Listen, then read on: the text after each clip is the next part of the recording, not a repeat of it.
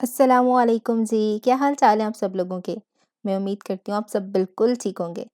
Novel راہ نور by Sameera حمید کا یہ دوسرا اور آخری پارٹ ہے۔ جس دن میرا دنگل تھا اس دن وہ میرے کان کے قریب آیا اور بس اتنا کہا، بھولو یہ دنگل تجھے ہارنا ہوگا ورنہ باولا ہو جائے گا۔ ایسی دھمکیاں اور ایسی للکاریں میں نے بہت سنی تھی۔ میرے استاد نے سکھایا تھا کہ دنگل بس دنگل ہوتا ہے، جیت جاؤ تو بھول جاؤ، ہار جاؤ تو دوبارہ کمر کس لو۔ بس مجھے یاد بھی نہیں تھا کہ میں کتنے دنگل جیت چکا ہوں۔ لوگ گنتی کرتے ہو تو کرتے ہو۔ جیت کو میں اکھاڑے کی مٹی میں دفنا کر نکلتا تھا، لیکن کریم بخش اپنی ہار کو گن گن کر سنبھال سنبھال کر رکھتا رہا تھا۔ میرے اس دنگل کو بہت دھوم تھی۔ بے وقوف لوگوں نے بڑی بڑی شرطیں لگا رکھی تھیں۔ دوسرے شہروں سے لوگ اس دنگل کو دیکھنے کے لیے آ رہے تھے۔ لوگ باولے سے ہو گئے تھے۔ پھر آپ وہ کشتی جیت گئے؟ یاد نہیں، لیکن باقی سب یاد ہے۔ میری حویلی کی دیواروں پہ لکھا تھا، جیت مبارک ہو بھولو۔ تینوں نے ناسمجھی سے ایک دوسرے کی طرف دیکھا۔ کیا لکھا تھا؟ جیت مبارک ہو بھولو، یہ لکھا تھا میرے بچوں کے خون سے، میری ماں، میرے باپ، میرے شہ جواں بھائی، میری سہاگن بہنوں کے خون سے ایک ایک دیوار پہ لکھا تھا۔ وار کارا بھی تھا اور جان لیوا بھی۔ ہادی کے دل کو زوردار جھٹکا لگا۔ سب گھر والے؟ ادھورا سوال، پورا احساس۔ پورا خاندان، میرے بھائی، بھابیاں، بہنیں، بہنوئی، ان کی اولادیں، چاچے، مامے، خاندان بھر کو اکٹھا کر کے میرا باپ مٹھائیاں کھلا رہا تھا۔ ماں شربت کے گلاس بھر بھر کے پلا رہی تھی۔ بہنوں کی نظریں چوکھٹ پہ لگی تھی۔ میرے تینوں بیٹے کلف لگے سفید کرتوں میں بھاگے دوڑے پھرتے تھے۔ ماں نے چاؤ میں ہاتھوں پہ مہندی لگائی تھی، اتراتی پھرتی تھی، کہتی پھرتی تھی، میرا پتر سارے شہر دا مانے، اللہ جوانیاں مانے۔ رات اندھوناک تھی، سیاہ کٹاری۔ اس دن کی روشنی بڑی قیامت خیز تھی۔ سارا محلہ، پورا شہر حویلی میں امڑ آیا تھا۔ بھولو بھاگ بھاگ کر ایک ایک کا منہ چومتا پھر رہا تھا۔ تالاب کنارے، چوباروں، دہلیزوں پر، اکھاڑے کی مٹی میں، کمروں اور مسہریوں پر لوگ اسے پکڑ پکڑ کر روک رہے تھے۔ وہ سب کو پیچھے دھکیلتا جاتا تھا۔ پھر اس نے اپنی سفید پگڑی اتاری اور ایک ایک کر کے دیوار سے ایک ایک پیارے کا خون صاف کرنے لگا۔ لوگوں نے کہا بھولو بائلا ہو گیا ہے۔ ماں کی میت کے سرہانے غم سے گرا بھولو دوبارہ نہیں اٹھ سکا تھا۔ اس کا نچلا دھڑ مفلوج ہو چکا تھا۔ سب سوال ختم ہو گئے۔ تینوں نے چپ سادھ لی۔ رستم زما گاما پہلوان کو زہریلے سانپ نے کاٹ لیا تھا۔ گاما جی نے تکلیف سہ کر جھک کر سانپ کو پکڑ کر کچل دیا تھا۔ سانپ کی دانت ان کی ٹانگ میں گھس گئے تھے۔ انہوں نے پہلوانی کو دھبا نہیں لگنے دیا تھا۔ ان کی جگہ کوئی اور ہوتا تو موقع پر ہی دم توڑ دیتا۔ اس لیے میرے باپ نے کہا تھا، پتر پہلوانی کو داغ نہ لگنے دینا، تمہاری اصل طاقت پر ایک امتحان آئے گا، ایک آزمائش، سر خرو ہو کر دکھانا۔ ہادی کا حلق آنسوؤں سے تر ہو چکا تھا۔ من من کے گڑے اٹھائے تھے، 15-16 کلو کی بیٹوں کی میتیں نہیں اٹھائی گئیں۔ سالم دمبے بکرے کھائے تھے، کوڑی روٹی کے 2 نوالے نہیں کھائے گئے۔ سیروں دودھ پیا تھا۔ صبر کے 2 گھونٹ پینے بہت اوکھے لگے۔ غم کا دنگل بہت کڑا تھا۔ آزمائش کے اس اکھاڑے کی کشتی بہت مشکل تھی۔ بھا اپنی گیلی آنکھیں پونچھ رہے تھے۔ میں عمر بھر کے لیے مفلوج ہو چکا تھا۔ باقی میں باولا ہو رہا تھا، دیواروں سے ٹکرے مارتا تھا، پر پہلوانی میں 360 داؤ سیکھے تھے۔ میں نے ایسے کیسے ہار مان لیتا؟ ایک دن ایک داؤ کھیلا، اگلے دن ماں کا غم مجھے ہرانے لگا، میں نے بھی اگلا داؤ چل دیا۔ تیسرے دن بیٹے یہاں وہاں بھاگتے دوڑتے دکھائی دیے، میں نے پھر داؤ چل دیا۔ بہنوں کے لاڈ، بھائیوں کا مان، میں داؤ پر داؤ چلتا رہا، بس چلتا رہا، میں رکا نہیں، میں نے ہار نہیں مانی۔ اس طرح میں نے ہر روز ایک داؤ کھیلنا شروع کر دیا۔ 360 دن میں نے رستم زماں بن کر کشتیاں کی، غم سے دو بدو دنگل لڑا، سوگ اور رو کا اکھاڑا تھا، اور ہر طرف مجھے چت کر دینے والے غموں کے پہلوان ہی پہلوان تھے۔ 361ویں دن مجھے جیت نصیب ہوئی تھی۔ مجھے بس اپنی یہی جیت یاد ہے۔ اللہ نے میرے دل ہلکا کر دیا تھا، روح سے بوجھا اور روگ دونوں رخصت کر دیے تھے۔ مجھے صبر کی اتھاہ سمندروں کا مالک بنا دیا تھا۔ اس دن مجھے ماں یاد آئی۔ بھولو ذرا ہنس کے تے دکھا۔ پھر میں نے ہمیشہ ہنس کر ہی دکھایا اور حویلی کا پاٹک کھول کر بیٹھ گیا۔ اکھاڑے کی مردہ مٹی کو زندہ کرنے لگا۔ جوان آنے لگے، پہلوان بننے لگے، بڑے بڑے میدان فتح ہونے لگے، حویلی میڈلوں اور ٹرافیوں سے بھرنے لگی۔ پتہ نہیں کون کون سے لوگ اور NGOs فنڈ دینے لگے۔ مجھے کوئی حساب کتاب نہیں، بس جو چاہیے ہوتا ہے وہ مل جاتا ہے۔ اس حویلی سے باہر نکلو تو کہیں کوئی نشئی، ویلا، نکما، آوارہ، چور و چکا نہیں ملے گا۔ لوگ گردن سے پکڑ پکڑ کر حویلی چھوڑ جاتے ہیں کہ بھا اسے بندے کا پتر بنا دو۔ میں نے خدا کی رضا پہ اپنا سوگ توڑ دیا۔ اللہ نے اپنی مخلوق مجھ سے جوڑ دی۔ بھاں بھاں کرتی حویلی ہری بھری ہو گئی۔ اب میں کسی کا چچا ہوں، کسی کا ماما، کوئی دادا کہتا ہے، کوئی نانے کی طرف لاٹ کرتا ہے اور کرواتی ہے۔ بس بہت ہے اتنا، اور انسان کو کیا چاہیے؟ اور وہ جنہوں نے مارا تھا؟ طلال نے بھاگا ہاتھ اپنے ہاتھ میں لے کر عقیدت سے پوچھا۔ اللہ کی آنکھیں بند نہیں ہوتی پتر، وہ سب دیکھتا ہے، ہر لمحہ دیکھتا ہے، انگلی اٹھانے والوں کو بھی اور گردنیں کاٹ دینے والوں کو بھی۔ میں نے جو پہلا داؤ کھیلا تھا وہ یہی تھا۔ کیا؟ ہادی پوچھ رہا تھا۔ میں نے اپنا مقدمہ اللہ کی عدالت میں جمع کروا دیا تھا، اس کے انصاف پہ یقین کو کامل کر کے الٹے پیروں واپس زندگی کی طرف لوٹ آیا تھا۔ اب وہ جانے اور اللہ، میرے دشمن ذرا سی ہار کو اپنی گردن پہ نہیں سہار سکے تھے۔ میں نے اپنے خاندان کی میتیں اپنے کندھوں پر اٹھا کر دل پہ صبر کا تعویذ سجا لیا تھا۔ آپ کا دوسرا داؤ کیا تھا؟ اسے شدت سے طلب ہوئی کہ وہ سب جواب ایک ہی سوال میں جان لے۔ صبر کا، اور میرا آخری داؤ اللہ کی رضا میں راضی ہو جانے کا تھا۔ اس آخری داؤ کو میرا پہلا داؤ ہونا چاہیے تھا۔ زندگی جیتنے کے لیے 360 داؤ آنے چاہیے، ورنہ صرف ایک۔ انسان کو جینا آنا چاہیے، مر تو سب نے ہی جانا ہے۔ غم کو ہرانے کے لیے صرف 3 داؤ بہت ہیں، ایمان، صبر، رضا۔ اور اللہ کی محبت جیت لینے کے لیے صرف ایک۔ جو میرے رب نے چاہا میں اس پر راضی ہوا۔ چاچا امام دین نہیں ملے تھے، انہیں ان کے اگلے ٹھکانے کا پتہ مل گیا تھا۔ جس وقت وہ اپنی کار میں بیٹھ کر گجرانوالہ کی حدود سے باہر نکل رہے تھے، اس وقت انہیں ویسی ہی چپ لگی ہوئی تھی جیسے کھیوڑا کان سے نکلتے ہوئے لگی تھی۔ ابھی تو نہیں، لیکن شاید کبھی وہ سمجھ جائیں کہ بھا کے پاس وہ زندگی کے زیادہ قریب تھے یا موت سے بہت دور۔ ان سے دل کا تعلق تھا یا روح کا؟ اب وہ ملتان کی طرف رواں دواں تھے، صوفیوں اور درویشوں کے شہر، محلہ ماں کماں گراں کے ہنرمندوں اور بہاؤدین زکریا کے شہر۔ یار یہی گھر ہے نا؟ سب سے آگے طلال ہی تھا، وہ اپنے پیچھے کھڑے ابراہیم سے پوچھ رہا تھا۔ گھر کے لکڑی کے کواڑ کھلے ہوئے تھے، اندر باہر ہر طرف سے گھر پوری طرف سے سفید تھا، ہلکے نیلے رنگ کے بیل بوٹوں، پھولوں، کلیوں کے نقش و نگار سے سجا ہوا تھا۔ پہلی نظر میں گھر پہ چھوٹی سی مسجد کا گمان ہوا تھا، دوسری نظر میں کسی مدرسے وغیرہ کا۔ اس آدمی نے اسی گھر کی طرف اشارہ کیا تھا، اس کے آس پاس کوئی اور گھر بھی نہیں ہے۔ تھوڑا شک ابراہیم کو بھی تھا۔ السلام علیکم جی۔ بڑے سارے دوپٹے میں چھوٹی سی بچی دروازے تک آئی، مسکرا کر کہا۔ وعلیکم السلام، ہمیں اماں نوری سے ملنا ہے، چاچا امام دین یہی ہیں؟ طلال نے بچی کے گال کو مسکرا کر چھوا۔ چاچا کل رات آئے تھے، اماں جی بازار گئی ہیں، آپ اندر آ جائیں۔ بچی نے بڑے مؤدب انداز میں ان کے لیے راستہ چھوڑ کر اندر آنے کا اشارہ کیا۔ جب وہ اندر آ گئے تو وہ ان سے 2 قدم آگے ہو کر چلنے لگی۔ ذرا دور درختوں کی چھاؤں میں صفیں بچھی تھیں جن پر بیٹھے بچے بچیاں سفید پیالوں پہ پھول بوٹے بنا رہے تھے۔ بچی انہیں ایک کمرے میں لے آئی۔ طلال اور ہادی تخت پہ ٹیک لگا کے بیٹھ گئے۔ ابراہیم نے موڑا گھسیٹ لیا، ان کی پشت کی طرف کھڑکیاں کھلی تھیں، درختوں کی کچھ شاخیں کھلی کھڑکیوں سے اندر آ رہی تھیں، پھولوں کی خوشبو اور سبزے کی تازگی۔ 2 اور بچے اندر آ گئے اور ان کے سامنے کھڑے ہو کر شیشوں سے سجے ہتھ پنکھ سے انہیں ہوا دینے لگے۔ بجلی نہیں ہے؟ بچی نے پنکھا چلنے کی وجہ بتائی۔ تینوں زیر لب ہنس دیے۔ ابراہیم نے ہاتھ بڑھا کر بچے کے ہاتھ سے پنکھا لینا چاہا تو اس نے دینے سے انکار کر دیا۔ ابھی نہیں، ابھی آپ کا پسینہ خشک ہو جائے پھر۔ جن پیالوں پہ بچے نقش نگاری کر رہے تھے ان جیسے پیالوں میں ان کے لیے ٹھنڈا میٹھا پانی آ گیا۔ کچھ دیر بعد بچوں نے ان کے لیے چٹائی بچھا کر دسترخوان لگا دیا۔ پتلی دال سے پیالے بھرے ہوئے تھے اور وہ بھاگ بھاگ کر ان کے لیے گرم گرم تندوری روٹیاں لا رہے تھے۔ بس کر دو یار، پیٹ پھٹ جائے گا ہمارا۔ ہادی نے ہاتھ کے اشارے سے بچوں کو روکا۔ وہ ایسے ہی گرم گرم روٹیاں لاتے رہتے تھے تو وہ شام تک کھاتے ہی رہتے۔ باجی کہہ رہی ہے نماز کا وقت ہو گیا، آپ کو مسجد تک لے جائیں۔ کھانے کے بعد ٹوپیاں پہنے 20-22 بچوں کا گروپ ان کے سر پہ آ کر کھڑا ہو گیا۔ وہ ایک دوسرے کو دیکھ کر رہ گئے۔ نمازوں سے تو وہ بہت دور نکل آئے تھے، لیکن اتنے سارے بچوں کے سامنے شرمندہ بھی نہیں ہونا چاہتے تھے۔ اٹھے اور ان کے ساتھ مسجد تک چلے گئے۔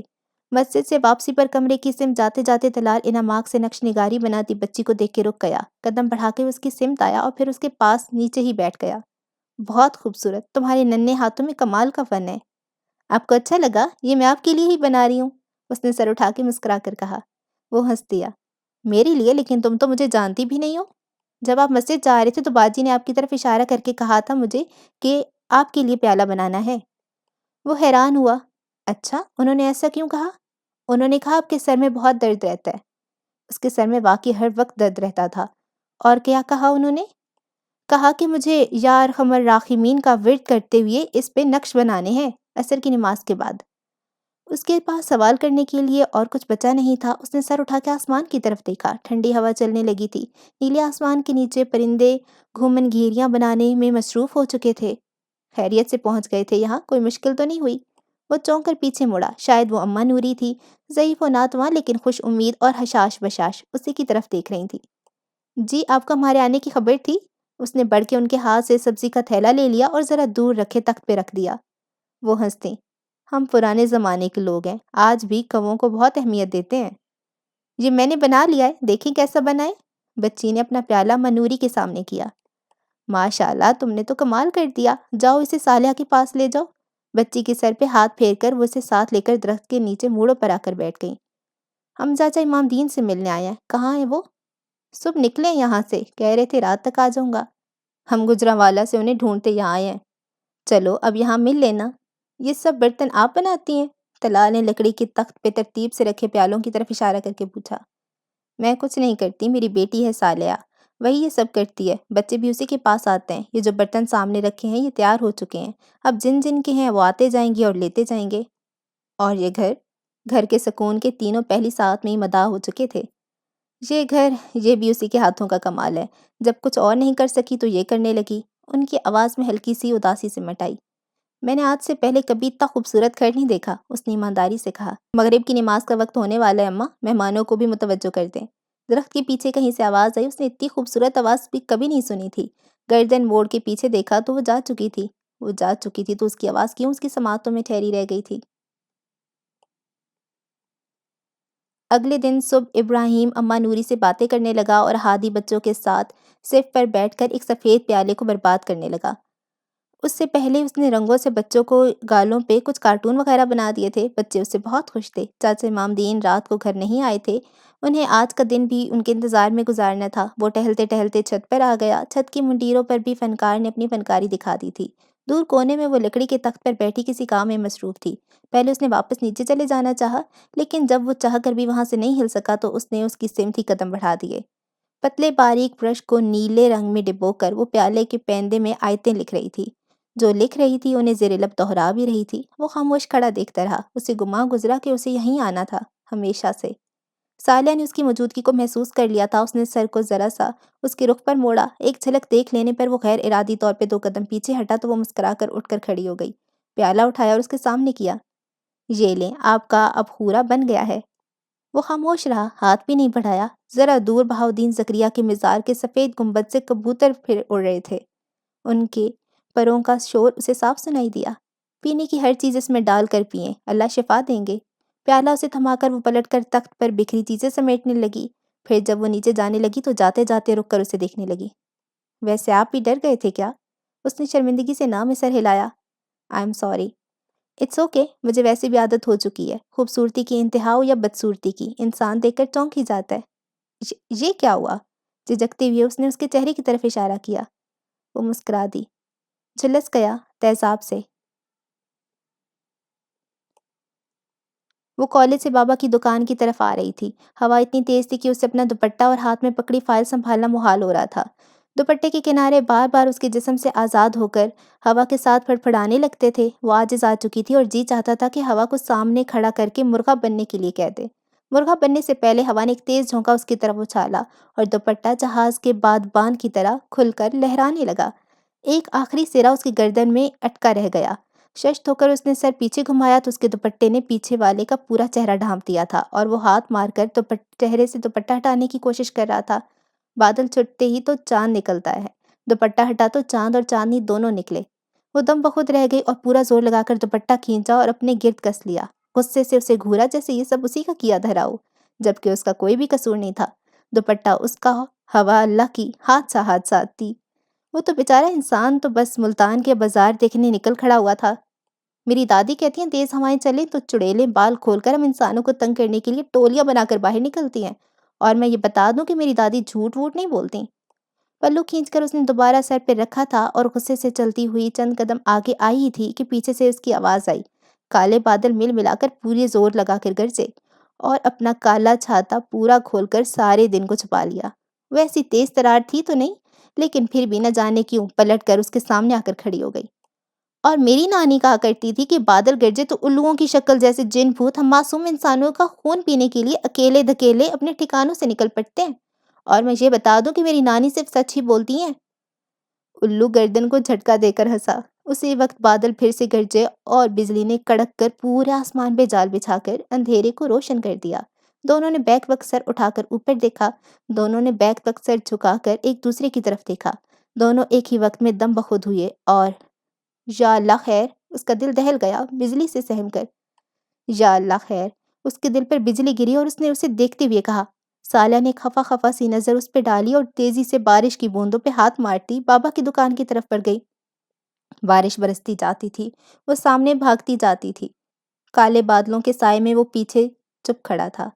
چپ محبت بڑی اثر انگیز ہوتی ہے۔ وہ نہیں جانتی تھی اسے کیسے اور کس طرح خبر ہو جایا کرتی تھی کہ وہ کہاں ہے۔ وہ جہاں جاتی اسے پاتی، پیچھے سے آتے، سامنے سے گزر جاتے، شانے سے ٹکرا کر ہوا ہو جاتے۔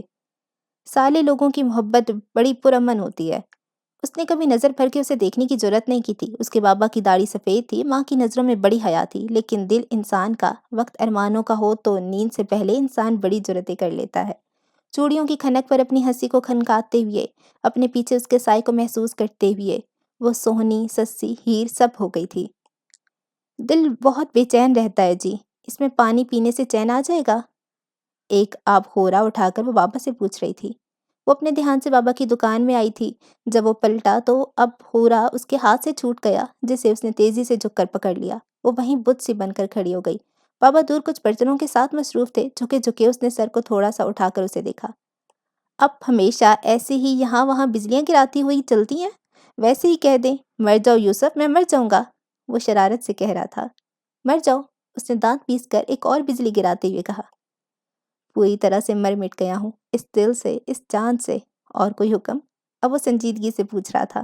وہ خوف زدہ ہو گئی، تیزی سے قدم اٹھاتی دکان کے پیچھے کا چھوٹا دروازہ کھول کر گودام میں آ گئی۔ دروازے سے پشت لگا کر گہرے سانس لینے لگی، پھر درز میں سے جھانک کر اسے دیکھنے لگی۔ 11 مہینوں بعد اس نے ایسی جرت سے اسے دیکھنا چاہا تھا۔ وہ جان گئی تھی کہ اسے دیکھنے کا اس کے پاس بڑا حق ہے۔ وہ یہ حق حاصل کر چکی ہے۔ کچھ فیصلے 4 لوگوں میں نہیں، 4 لفظوں میں ہوتے ہیں، 2 لمحوں، 2 دلوں میں۔ کچھ نامحرم صرف ایک دستک سے ہی محرم بن جاتے ہیں۔ دنیا کے قاعدے تو چلتے رہتے ہیں، محبت کرنے والے اپنا قاعدہ خود لکھتے، خود پڑھتے ہیں۔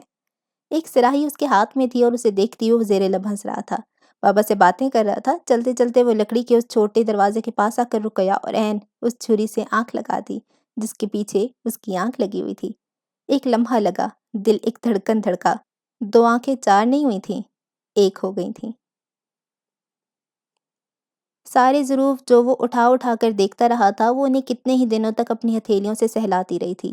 اس نے محبت بہت اہتمام سے کی تھی۔ وہ جانتی تھی کہ وہ دکھ اٹھائے گی، شاید جدائی بھی کاٹنی پڑے، لیکن پھر سب ٹھیک ہو جائے گا۔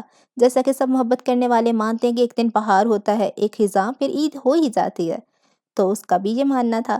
اس نے ملتان کی کوئی ایسی سڑک نہیں چھوڑی تھی جہاں رک کر اس کی راہ نہ دیکھی ہو۔ وہ کبھی اسے روک کر ہاتھ پکڑ کر کھڑا نہیں ہوا تھا، اسے بات کرنے یا ملنے کے لیے نہیں کہا تھا۔ وہ جو کہتی وہ سن لیتا تھا، جو وہ سوچتا وہ پڑھ لیتی تھی، بس اتنا ہی کافی تھا۔ اٹک سے یوسف اپنی اماں کو ان کے گھر لے آیا تھا۔ وہ اس شہر کا ہی نہیں تھا، ایک بار دوستوں کے ساتھ آیا تھا اور پھر مجھے ایک ہی شوق تھا کہ میرا بیٹا پڑھ لکھ کر ڈاکٹر انجینئر بن جائے۔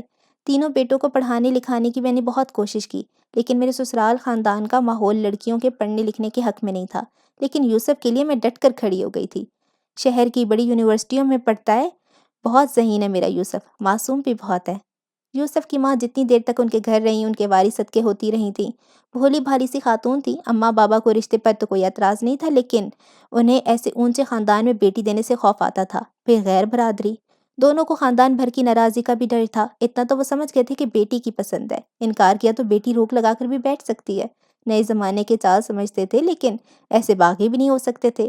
لوگوں کی باتوں سے بھی ڈرتے تھے۔ بات چھپی تو رہے گی نہیں کہ غیر برادری میں لڑکی کا رشتہ کیوں دیا۔ سہولت کے لیے اماں ابا نے کچھ وقت مانگ لیا، وقت جس سے بدلتے وقت نہیں لگتا۔ وہ بابا کی دکان کی طرف جا رہی تھی۔ آج سیکنڈ شفٹ میں اس کا BA کا پہلا پیپر تھا۔ اماں نے صبح کھیر پکائی تھی۔ اس نے سوچا کہ بابا کو کھیر بھی دے آئے گی اور انہیں سینٹر تک ڈراپ کرنے کے لیے بھی کہہ دے گی۔ چند دن پہلے اس نے یوسف کے لیے ایک پیالہ نقش کیا تھا، اس پر اپنا اور اس کا نام بھی لکھا تھا۔ زمینوں سے گلستان اور آسمان چراغ دکھائی دیتا تھا۔ اس کی لمبی سفید چادر کا پلو ہلکی ہوا میں لہرا رہا تھا۔ وہ خوش تھی، اسے تمنا ہوئی کہ کاش کہیں سے یوسف اسے دکھائی دے جائے۔ 2 ہفتے پہلے اسے آخری بار نظر آیا تھا، گول گپے کھا رہا تھا۔ اس سے پہلے وہ موٹر سائیکل پر اپنے کسی دوست کو بٹھا کر بازار کے چکر لگاتا رہا تھا۔ وہ اتنی دور سے سفر کر کے ایک نظر اسے دیکھنے آتا تھا، تو وہ بھی ایک نظر اسے دیکھنا چاہتی تھی۔ ابھی وہ بابا کی دکان سے 10-15 دکانیں دور تھی کہ ایک موٹر سائیکل اس کے پاس آ کر رکی۔ انہوں نے اپنے چہرے چھپائے ہوئے تھے، وہ بدیکھ کے پیچھے ہٹی ہی تھی کہ اس کی دل خراش چیخ نے وقت کا دم گھونٹ دیا۔ سانسیں آگ تھیں، چیخیں انگارہ۔ وہ بازار، وہاں کھڑے لوگ، اس کی چیخیں، اس کی طرف بڑھتا ہجوم، کوہرام برپا ہوا۔ قیامت آئی اور اس پر ٹھہر گئی۔ پورے 5 دن وہ زندگی اور موت کی جنگ لڑتی رہی تھی۔ 20 دن بے ہوشی، نیم بے ہوشی میں، اور 3 مہینے ہاسپٹل میں رہی تھی۔ وہ مر مر کر زندہ بچ گئی تھی، لیکن اس کا کوئی پیارا زندہ نہیں بچا تھا۔ حادثے سے اگلے دن صبح کے اخبار میں یہ خبر آ گئی تھی کہ رشتے سے انکار پہ لڑکے نے لڑکی پر تیزاب پھینک دیا ہے۔ لڑکی زندگی اور موت کی جنگ لڑ رہی ہے۔ دوسرے دن بابا کا بیان آ گیا کہ وہ یوسف کو قتل کر دیں گے، جس نے ان کی بیٹی کی زندگی برباد کر دی۔ بازار کے کچھ دکانداروں کے بیان آئے کہ انہوں نے یوسف نامی لڑکے کو دکان کے چکر لگاتے دیکھا تھا۔ محمد رفیق کو یہ سب پسند نہیں تھا۔ رشتہ بھیجا تو محمد رفیق نے صاف صاف انکار کر دیا۔ یوسف دھمکیاں دینے پہ آ گیا تھا۔ بات بہت بڑھ گئی تھی۔ 5ویں دن یوسف کے قتل کی خبر اخبار میں تصویر کے ساتھ آ گئی تھی۔ اسے اس کے ہاسٹل میں قتل کر دیا گیا تھا۔ اسی دن شام کو پولیس محمد رفیق کو پکڑ کر لے گئی تھی۔ اب ہر روز ایک نئی افواہ ہوتی، ہر روز ایک نئی خبر چھپتی۔ مقدمہ چلنے لگا۔ 6 مہینے گزر گئے۔ 7ویں مہینے کے پہلے ہفتے وہ جیل میں ہی دم توڑ گئے۔ پولیس نے رپورٹ میں موت کی وجہ ہارٹ اٹیک لکھی تھی۔ جیل میں جو چند لوگ بابا کو جانتے تھے، انہوں نے موت کی وجہ کسی زہریلی چیز کو بتایا تھا۔ ان کی منہ سے جھاگ نکل رہی تھی۔ جیل سے باہر خاندان والوں، محلے والوں کا ماننا تھا کہ بیٹی کے کرتوتوں نے جان لے لی۔ اتنی بدنامی پھر بھی موت کو گلے سے نہ لگاتا تو کیا کرتا؟ بازار میں کوئی دکاندار ایسا نہیں تھا جو محمد رفیق جیسے شریف نمازی پرہیزگار انسان کی ایسی شرمناک موت پہ ہاتھ اٹھا کر کانوں کو توبہ توبہ کرتے ہوئے ہاتھ نہ لگاتا تھا۔ خاندان کا کوئی فرد ایسا نہیں تھا جو اس بد کردار لڑکی پر تھو تھو نہیں کرتا تھا۔ ملتان میں کوئی گھر ایسا نہیں بچا تھا جو اس جیسی بیٹیوں کے پیدا ہوتے ہی مر جانے کی دعا نہیں کر رہا تھا۔ گھر گھر اس کا نام تھا، گھر گھر وہ بدنام تھی۔ وہ چوری چھپے عشق معشوقی کرتی رہی تھی۔ ماں باپ نے رشتے سے انکار کر دیا تو بھڑک کر لڑکے نے تیزاب پھینک دیا۔ غیرت مند باپ نے لڑکے کو قتل کر کے خود کو بھی ختم کر لیا۔ یہ کہانی باقی رہ گئی تھی، باقی سب ختم ہو چکا تھا۔ دنیا کو کڑوے سچ سے نہیں، چٹخارے دار جھوٹ سے مطلب ہوتا ہے، بس۔ یوسف 3 بہنوں کا اکلوتا بھائی، ماں باپ کے بڑھاپے کی اولاد تھا۔ اس کی بہنوں کے بچے اس سے عمر میں 2-3 سال بڑے تھے۔ سالوں سے اس کے تایا چچا تو یہ حساب کتاب لگا کر بیٹھے ہوئے تھے کہ اب جائیداد تینوں بیٹیوں کے حصے میں ہی آئے گی، اس لیے انہوں نے بیٹیوں کے رشتے ہی لیے تھے۔ لیکن یوسف نے حساب کتاب میں گڑبڑ کر دی تھی، لمبے وقت کی چال کو عین وقت پہ الٹ دیا تھا۔ سارا شریکہ اس ملی بھگت میں شریک تھا، تایا چچا اور تینوں بہنوئی۔ بہنوں کو خبر بھی نہیں ہوئی اور سب نے مل کر وقت پہ چال چل دی۔ سانپ بھی مر گیا اور لاٹھی بھی سلامت رہی۔ اس کے علاج کے لیے اماں نے دکان کو بیچ دیا۔ خاندان میں کوئی بھی اس کے علاج کے لیے ایک پھوٹی کوڑی دینے کے لیے تیار نہیں تھا۔ لوگ تو اس پہ لعنتیں بھیج رہے تھے۔ اس کے علاج کے لیے دوا کا انتظام کیوں کرتے؟ وہ تکلیف کی شدت سے ایسے چیختی چلاتی اور کراہتی تھی کہ محلے والے اس سے عاجز آ چکے تھے۔ وہ گھر کی دہلیز پہ کھڑے ہو کر واویلا کرتے، انہیں شرم دلاتے کہ خدا کے لیے یہ گھر، یہ محلہ چھوڑ دو، جان چھوڑ دو ہم سب کی۔ وہ اپنی جان بھی چھوڑ دیتی، لیکن اس کا کسی شے پر کوئی اختیار ہی نہیں تھا۔ دکان تو سیل ہو ہی گئی تھی، لیکن گھر نہیں ہو رہا تھا۔ اماں بیچاری خاندان والوں، محلے والوں کے سامنے ہاتھ جوڑ جوڑ کر روتی تھی۔ اور کچھ نہیں تو ترس ہی کھا لو میری سالیہ پر، کیسی تکلیف سے مچھلی کی طرح تڑپتی ہے وہ تو اپنے کرتوتوں کی سزا بھگت رہی ہے۔ توبہ کرے توبہ، توبہ کر کے اس جگہ سے ہجرت کر لینی چاہیے جس جگہ لوگوں کے دل پتھر اور عمل سیاہ ہو چکے ہو۔ چاچا امام دین نے آ کر اماں سے بس اتنا کہا تھا کہ ان کا تھوڑا بہت سامان سمیٹ کر انہیں ان کے گھر لے آئے تھے۔ گھر اجاڑ اور ٹوٹا پھوٹا سا تھا، لیکن اس کے آگے پیچھے احاطے بہت بڑے بڑے تھے اور اس کی چیخیں اور کراہیں گھر سے باہر نہیں جاتی تھیں۔ زندگی کی نبض پر بس ایک ہی احساس غالب تھا، درد، درد، درد۔ اس درد کے ساتھ اسے بہت غم مل گئے تھے۔ ایک محبت کے ساتھ اسے 100 لعنتیں ملی تھیں۔ باپ کی موت کے ساتھ تسلی دلاسوں کی بجائے بد کرداری کی تہمتیں ملی تھیں۔ وہ لوگوں کے لیے 2 کوڑی کی ہو چکی تھی۔ اس کے باپ کی کمائی، ساری عمر کی عزت خاک ہو چکی تھی۔ خوبصورت آنکھوں والی ایک آنکھ کی بینائی ہمیشہ کے لیے ختم ہو چکی تھی، دوسری کی دھندلا چکی تھی۔ تیز رنگ اس آنکھ کو تکلیف دیتے تھے، وہ تقریباً کلر بلائنڈ ہو چکی تھی۔ 2 ہی رنگ اسے سکون دیتے تھے، سفید اور نیلا، آسمانی رنگ، آفاقی رنگ۔ صبح پچھلے صحن میں سالیہ مرغیوں کو دانہ ڈال رہی تھی اور وہ تینوں اسے کھڑکی سے دیکھ رہے تھے۔ انہوں نے زندگی میں اتنا پرسکون چہرہ پہلے کبھی نہیں دیکھا تھا۔ انہوں نے اس گھر جتنا خوبصورت گھر بھی کہیں نہیں دیکھا تھا۔ زندگی کا کچھ حصہ اگر جہنم ہے تو اس کی پوری زندگی جہنم تھی۔ پھر بھی وہ زندہ تھی، نہ گلے میں پھندا ڈالا، نہ بلندی سے کود جانا چاہا۔ لوگ اسے کالی منہ والی کہنے لگے تھے۔ اس کے پاس مرنے کے 1000 بہانے تھے، پھر وہ زندہ کیوں رہی؟ اس واقعے کے بعد کتنی تکلیف رہی تھی، طلال کو سمجھ نہیں آ رہی تھی کہ کن الفاظ میں سوال کرے۔ وہ ہنستی، کبھی ابلتے ہوئے تیل میں انگلی ڈبوئی ہے؟ طلال کا سانس سینے میں اٹک گیا۔ علاج کے باوجود تکلیف رہی؟ علاج؟ وہ پھر سے ہنستی۔ جب آگ بھڑکتی ہے تو اسے ٹھنڈا ہونے میں بہت وقت لگتا ہے، آگ بجھ بھی جائے تو کوئلے سلگتے رہتے ہیں، سلگتے رہتے ہیں۔ تم بہت باہمت لڑکی ہو، میں تمہارے لیے کچھ کر سکتا ہوں؟ ایک بار مسکرا دیں، اتنا کر سکتے ہیں؟ اس نے سر اٹھا کے اسے دیکھا، وہ مسکرا نہیں سکا لیکن آپ دیدہ ہو چکا تھا۔ میں بہادر نہیں تھی طلال صاحب، میرے رونے چیخنے چلانے سے اماں کو بہت تکلیف ہوتی تھی، ابا بھی میری وجہ سے چلے گئے، اب اماں کو اپنی وجہ سے کچھ ہونے نہیں دینا چاہتی تھی، تو میں نے ہر روز ایک چیخ، ایک تکلیف دبانے کا فیصلہ کر لیا۔ گھر کی دیواروں پہ نقش بنانے شروع کر دیے، لیکن زیادہ فرق نہیں پڑ رہا تھا۔ چند دن کوشش کرتی رہی، پھر دل میں خیال وارد ہوا کہ اس کی یاد میں ڈوب کر خود کو بھول جاؤ جو بھٹکی ہوں کو بھی نہیں بھولتا، تو مجھے خود کو بھلا کر مٹا کر اس کی یاد میں منہمک ہونا تھا۔ اب میں ہر روز ایک آیت یاد کرتی ہوں، اسے دہراتی رہتی ہوں کہ میں بھول جاتی ہوں کہ میں کون ہوں، کہاں ہوں۔ میں نے پیالوں کے پیندوں پہ ان آیتوں کو لکھنا شروع کر دیا تھا۔ 1 2 3 مہینے گزر گئے، یاد کرتی جاتی، لکھتی جاتی۔ دن بدل گئے، وقت بدل گیا، وہ تو سما ہی اور ہو گیا۔ پھر تکلیف بھول گئی، اپنا آپ بھول گئی۔ درد جسم میں موجود ہو تو ہو، لیکن اس کی موجودگی کا احساس مٹ گیا تھا۔ اور لوگ معاف کر دیا انہوں نے؟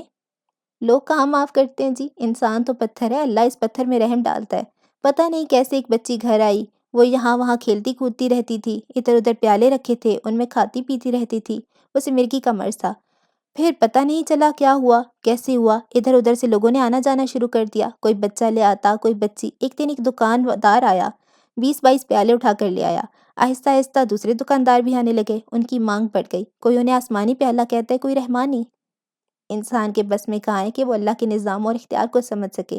جس چہرے کی طرف دیکھ کر لوگ تھوکتے تھے، اس کے پاس آ کر اپنی تکلیفیں بتانے لگے۔ میرا نام صالحہ سے صالحہ نور ہو گیا، اور اماں کا نام میری نام کی نسبت سے اماں نوری۔ مجھے تو پہلے بھی نہیں پتہ چلا تھا کہ میں لوگوں کو بری کیوں لگنے لگی ہوں، مجھے اب بھی نہیں پتہ چلا کہ لوگ مجھے کیوں پسند کرتے ہیں۔ تو ان پیالوں میں شفا ہے؟ کبھی دوا میں شفا ہوئی ہے طلال صاحب؟ بے جان چیزوں میں شفا کیسے ہو سکتی ہے؟ یہ تو اختیار والے کے کمال کا کمال ہے بس۔ اس نے چاہا کہ نیلی روشنائی شفا ہو جائے، اور وہ ہو گئی۔ انسان پر یہ احسان کیا جاتا ہے کہ اس کے ہاتھوں کمال کروا دیا جاتا ہے۔ ہم متکبر ہیں اور بے وقوف بھی، اللہ کے احسانوں کو اپنا کمال کہتے ہیں، اسی لیے اللہ کا ارشاد ہے، اور انسان بہت احسان ناشناس ہے۔ طلال دنگ اس کے پرسکون چہرے کو دیکھ رہا تھا۔ تمہاری سمجھ بوجھ مجھے شرمندہ کر رہی ہے۔ میری عظمت کے گن نہ گائیں۔ شروع میں بہت روتی تھی، پاگل ہو گئی تھی، اپنے حسن کے گہن پر بہت ماتم کیا تھا میں نے، بہت روئی تھی میں۔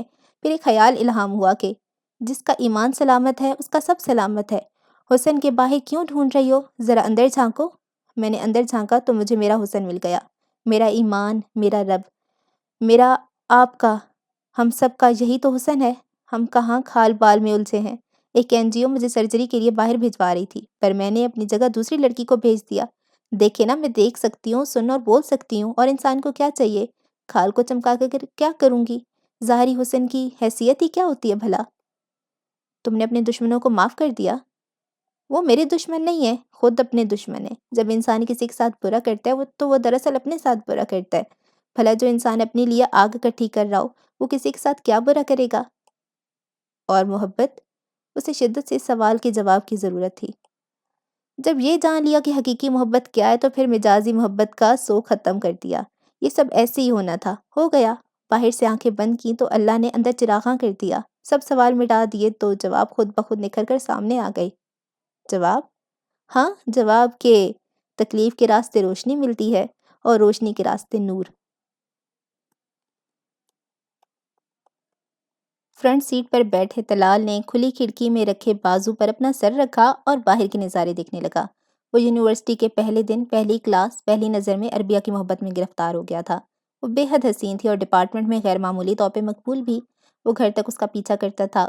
اسے ایک نظر دیکھنے کے لیے وہ سنڈے کو بھی اپنے گلبرگ کے بنگلے سے روائی پار کر کے اس گندے سندے علاقے میں جایا کرتا تھا۔ اس کے فرینڈز کہتے تھے وہ ایک معمولی سی لڑکی کے لیے خود کو خوار کر رہا ہے۔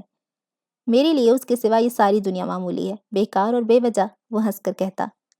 مجھ سے دور رہنا، لفٹ لینے اور لائن مارنے کا یہ گھسا پٹا انداز مجھ پہ اپلائی نہ کرنا۔ نہ میں لائن میں آؤں گی، نہ کسی سچی جھوٹی محبت کے چکر میں، سمجھے؟ وہ ناسمجھی سے اسے دیکھ رہا تھا جو اتنی سختی سے اسے بات کر رہی تھی۔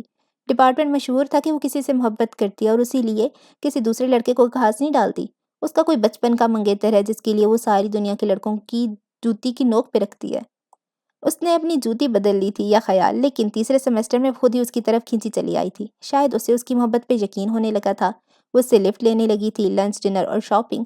پھر وہ اس کے گھر والوں سے ملا اور اپنے گھر والوں کو اس کے گھر بھیج دیا۔ ان کی منگنی ہوئی، نکاح اور پھر شادی ہو گئی۔ 1.5 سال تک وہ سچی محبت کے حصار کا قیدی بنا رہا۔ وہ سچی محبت کے لیے اس نے ہر قیمت ادا کی۔ ماما کو عربیہ پسند نہیں تھی اور عربیہ کو ماما۔ اس نے اسے الگ گھر لے دیا۔ اس کے کہنے پر پاپا سے اپنا بزنس الگ کر لیا تھا۔ سارے بینک اکاؤنٹ عربیہ کے ساتھ جوائنٹ کر لیے تھے۔ وہ اپنا اس پر دل ہارا تھا، بدلے میں ہر قیمتی چیز سے اسے جیت لینا چاہتا تھا۔ اگر انسان دانائی لے کر دنیا میں چلے پھرے اور سچی محبت کو ڈھونڈنے کی کوشش کرے تو اس پوری دنیا میں شاید ہی 4-5 لوگ سچی محبت کی آمین ملے۔ آدھی دنیا دھوکے میں، زیادہ جھوٹ میں اور باقی ماندہ غلط فہمی کی محبت میں مبتلا ملے گی۔ ماں کی محبت کے علاوہ انسان شاید ہی کبھی سچی محبت کا مزہ چکھ سکے۔ اس رات کی دن وہ میٹنگ کے لیے دبئی گیا تھا، لیکن جیسے ہی اس نے لینڈ کیا اسے مطلع کیا گیا کہ میٹنگ کے لیے آنے والے ڈیلیگیشنز کے ہیڈ کا ایکسیڈنٹ ہو گیا ہے، وہ ICU میں ہے۔ میٹنگ کینسل ہو گئی۔ اس نے عربیہ کے لیے شاپنگ کی اور رات کی فلائٹ میں واپس آ گیا۔ بی بی گھر نہیں ہے؟ وہ ٹیکسی سے آیا تھا، انٹرنس ڈور لاک تھا۔ اس نے گردن موڑ کے گارڈ کی طرف دیکھا۔ گارڈ نے نظریں چرا لیں۔ گھر ہی ہیں جی وہ۔ تو یہ لاکڈ کیوں ہے؟ کوئی ملازم نہیں اندر؟ سب ملازموں کو چھٹی دے دی تھی جی، بس 1 رقیہ۔ وہ حیرت سے گارڈ کے چہرے کے بدلتے رنگوں کو دیکھ رہا تھا۔ پورچ میں ایک کار کھڑی تھی۔ یہ کار عربیہ نے اپنے بھائی کو گفٹ کی تھی۔ وہ انٹرنس ڈور پہ ہاتھ سے دستک دینے لگا تو جرأت کر کے گارڈ نے اس کا ہاتھ پکڑ لیا۔ اس نے حیرت سے گارڈ کی طرف دیکھا۔ جس وقت وہ بیڈ روم کی پچھلی کھڑکی سے اندر گیا، اسے اس وقت بھی معلوم نہیں تھا کہ وہ کیا کر رہا ہے، کیوں کر رہا ہے۔ وہ پاگل یا بے وقوف نہیں تھا، اسے عربیہ پر ایمان کی حد تک یقین تھا۔ ساری دنیا اکٹھی ہو کر آ جاتی تو بھی وہ ساری دنیا خاک ہو چکی تھی، دل کی دنیا دھول مٹی۔ وہ جانتا تھا کہ پیسہ اس دنیا کی سب سے بڑی حقیقت ہے۔ وہ یہ بھی جانتا تھا کہ کہیں نہ کہیں عربیہ اس کی اسٹیٹس سے متاثر تھی۔ اس نے تو عربیہ سے محبت کی شادی کی تھی، لیکن عربیہ نے اور بھی بہت کچھ دیکھ کر شادی کی تھی۔ وہ اتنا سب کچھ جانتا تھا، لیکن یہ اس نے بعد میں جانا تھا کہ اس کی اتنی بے تحاشا محبت پر بھی اس کی بیوی تحفے میں اسے دھوکہ دے رہی تھی۔ جب وہ اس کے گلے میں باہیں ڈالتی ہے یا اپنی محبت کا اظہار کرتی ہے تو وہ اچھی اداکاری کرتی ہے۔ اس نے سچی محبت نہیں پائی تھی، اس نے اچھی اداکارہ پائی تھی، بس۔ محبت تو وہ اس سے کرتی تھی جس کے لیے وہ اپنے شوہر کے بینک اکاؤنٹ خالی کرتی جا رہی تھی، جسے وہ کار اور فلیٹ گفٹ کر چکی تھی، جس کے ساتھ وہ شاپنگ پر جاتی تھی، جس کے ساتھ وہ ایک بار سنگاپور بھی جا چکی تھی۔ تمہیں دولت چاہیے تھی تو مانگ لیتی۔ وہ صوفے پہ سر جھکا کر بیٹھا، اپنے جسم کی کپکپاہٹ کو قابو کرنے کی کوشش کر رہا تھا۔ تم دے دیتے؟ وہ بے شرمی سے گردن تان کر پوچھ رہی تھی۔ ہاں دے دیتا، تم پیسہ مانگ لیتی، لیکن مانگے بغیر مجھے یہ دھوکہ نہ دیتی۔ ہاں تو اب دے دو، اپنا سب کچھ دے دو اور طلاق بھی۔ وہ ابھی بھی اس کی محبت کا ثبوت مانگ رہی تھی۔ میری محبت میں ایسی کیا کمی ہے؟ اس کا اپنی سمت اٹھاتا ہاتھ بڑا کمزور اور ناتواں ہو گیا۔ تم ہو کون؟ تم تو اس کے پیروں کی خاک بھی نہیں ہو۔ محبت ہی اتنا بے خوف بناتی ہے، وہ بے خوفی سے پوچھ رہی تھی۔ وہ دنگ اپنی بیوی کی شکل دیکھ رہا تھا، پھر اس نے کہکا لگایا اور دیر تک ہنستا رہا، پھر ایک دم پھوٹ پھوٹ کر رونے لگا۔ محبت، اس نے تو اس پر اپنا سب کچھ وار دیا تھا۔ محبت، اس نے بھی پلٹ کر کارا وار کیا تھا۔ اسے نروس بریک ڈاؤن ہوا تھا۔ وہ ابھی ہاسپٹل میں ہی تھا کہ عربیہ اپنی محبت کے ساتھ ملک سے باہر چلی گئی تھی۔ بینک اکاؤنٹ اس نے خالی کر دیے تھے، گھر اور بزنس کے شیئر سیل کر دیے تھے۔ اس کے زخم بھر رہے تھے، وہ نارمل لائف کی طرف آ رہا تھا۔ صبح اٹھتا، جاگنگ کرتا، جم جاتا، پھر پاپا کے ساتھ آفس۔ رات کا ڈنر وہ سب مل کر کرتے، کافی کے ساتھ کچھ دیر بزنس کے معاملات ڈسکس ہوتے، پھر نیند کی گولیاں کھا کر وہ سو جاتا۔ آہستہ آہستہ نیند کی گولیوں کی تعداد بڑھنے لگی، پھر سرے سے نیند ہی غائب ہو گئی۔ وہ سائیکیٹرسٹ پر سائیکیٹرسٹ بدلنے لگا، ڈپریشن بھی اپنے لیول بدلنے لگا، وہ پہلی سے دوسری سٹیج کی طرف جانے لگا۔ بظاہر وہ نارمل نظر آتا تھا، لیکن حقیقت میں پوری طرح سے اب نارمل تھا۔ تم ہو کون؟ وہ جب بھی خود کو مرر میں دیکھتا اسے یاد آتا۔ میں کون ہوں؟ وہ خود سے پوچھتا۔ گھنٹوں مرر کے سامنے کھڑا رہتا، دنیا کے بدصورت ترین انسان کو دیکھتا رہتا۔ تم تو اس کے پیروں کی خاک بھی نہیں ہو۔ اس نے گھر کے سارے آئینے توڑ دیے تھے۔ وہ آتش فشاں کی طرح پھٹ پڑا، چیخنے چلانے لگا، دیواروں سے سر ٹکرانے لگا، خود کو زخمی کر لیا۔ گھر کے 9 ملازموں کے لیے اسے سنبھالنا مشکل ہو گیا تھا۔ پھر ایک دن وہ پنکھے سے لٹکتا ہوا ملا۔ ملازم نے بروقت آ کے اسے پیروں سے اٹھا لیا، اوپر کر لیا تھا، اور پھر وہ مینٹل ہاسپٹل آ گیا۔ دنیا کا سب سے زہریلا زخم بے وفائی کا زخم ہوتا ہے۔ دنیا کی سب سے گہری چوٹ محبت کی چوٹ ہوتی ہے۔ یہ چاچا امام دین ہیں یا چاچا تاڑ دین، یہ ایک جگہ ٹک کر کیوں نہیں بیٹھتے بھائی؟ جہاں جاؤ وہاں سے آگے نکل چکے ہوتے ہیں۔ ڈرائیونگ ہاتھی کر رہا تھا، جھنجھلا بھی وہی رہا تھا۔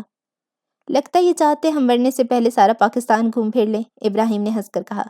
مرنے کے لفظ نے کار کے اندر سناٹا طاری کر دیا۔ انہیں یاد آیا کہ انہیں تو مرنا ہے۔ اب چکوال جانے، دیکھو وہاں بھی ملتے ہیں یا نہیں۔ یہ نہ ہو کہ وہاں جا کر معلوم ہو کہ کیٹو جاؤ۔ دیکھو اگر ایسا کچھ ہوا تو میری طرف سے صاف انکار ہے یارو، مجھے نہیں جانا کیٹو۔ طلال نے کار کے سناٹے کو معطل کرنا چاہا۔ سنا ہے وہاں جا کر خون جم جاتا ہے، انگلیاں جھڑ کر گر جاتی ہیں، ہادی نے تھوڑی کو کھجاتے ہوئے پوچھا۔ لیکن تمہاری پہلے زبان چھڑ کر گرے گی، کینچی کی طرح چلتی ہے خیر سے۔ کہہ کر کار کا دروازہ کھول کر ابراہیم باہر نکلا۔ اسے ایڈریس کنفرم کرنا تھا۔ صالحہ نور نے انہیں ایک چھوٹا سا کام کہا تھا، وہ اسی کام کی دلیت اس طرف آئے تھے۔ ملازم انہیں باغ میں بٹھا کر اندر بتانے چلا گیا۔ کس چیز کی کمی ہے یار یہاں؟ بڑی عجیب سی جگہ لگ رہی ہے۔ ہادی نے 3 ایکڑ پر پھیلے فارم ہاؤس پر ایک نظر ڈالتے ہوئے ابراہیم سے پوچھا۔ سبزات، درخت، پرندے، سب کچھ تھا وہاں، لیکن پھر بھی ہر طرف بوجھل پن سا تھا۔ کمی نہیں، زیادتی ہے، وحشت کی، دل چاہ رہا ہے اٹھ کر بھاگ جاؤں، ابراہیم نے کہا۔ ٹھیک کہہ رہے ہو بیٹا، خاتون کی افسردہ سی آواز آئی اور وہ ان کے سامنے آ کر بیٹھ گئی۔ وحشت ہی وحشت ہے یہاں ہر طرف۔ ابراہیم گڑبڑا گیا، کارٹن کھول کے ان کے سامنے کیا۔ یہ ہم آپ کے لیے لائے ہیں۔ اس پیالے میں بیمار کو کھانے پینے کی چیزیں دینی ہیں اور اس والے میں پینے کا پانی۔